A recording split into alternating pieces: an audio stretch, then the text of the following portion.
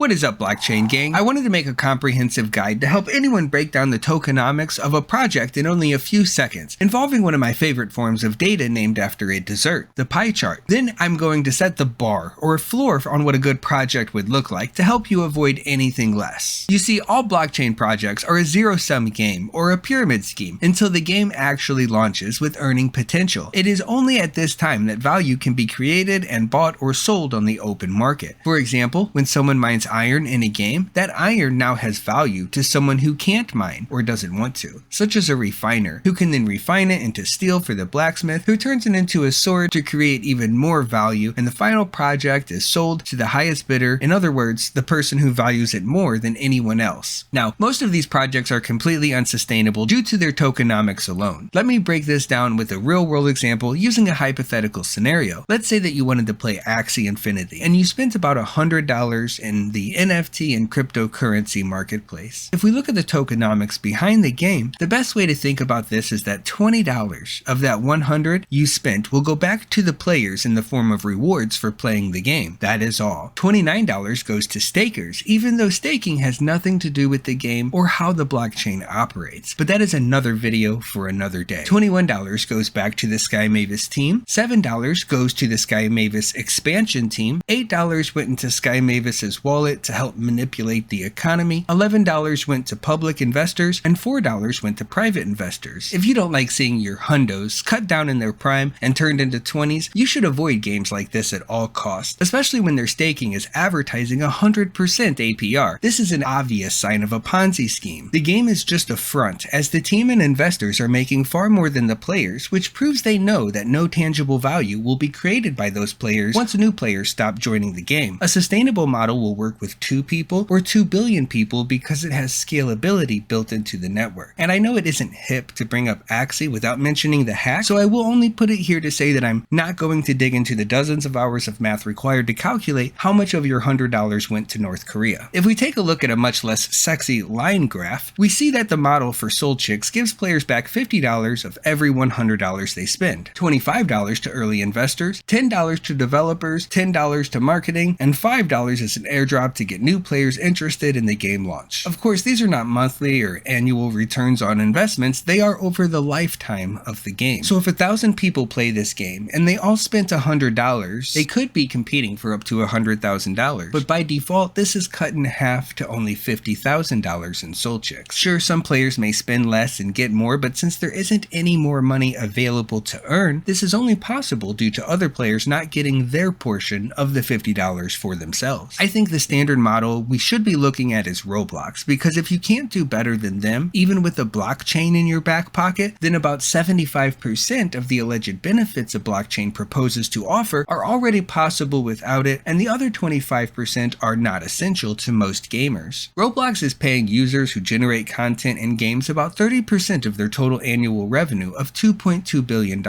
In addition to this, they are spending about 25% on new customer acquisition and the rest on staff and tech. This means that $30 is going back into the community, $25 to marketing, and $45 to the team. Not only can a blockchain project far outperform these metrics, most projects are only spending 20 to 50% of what they should be on new customer acquisition. Considering how oversaturated the blockchain gaming sphere is right now, compared to the number of actual blockchain gamers, they should be spending every penny on this that they can afford to. The point I'm trying to make is that this isn't even a zero-sum game anymore. Greedy and exploitative companies have turned it into a negative-sum game, or a zero-subtraction game? I don't know. The only way to combat this is by having outside, non-player characters of the game injecting vast amounts of money into the ecosystem. If games were more fair in their rewards for players, spent more on getting new players, and used that player base to attract B2B marketing revenue, which is a $100 billion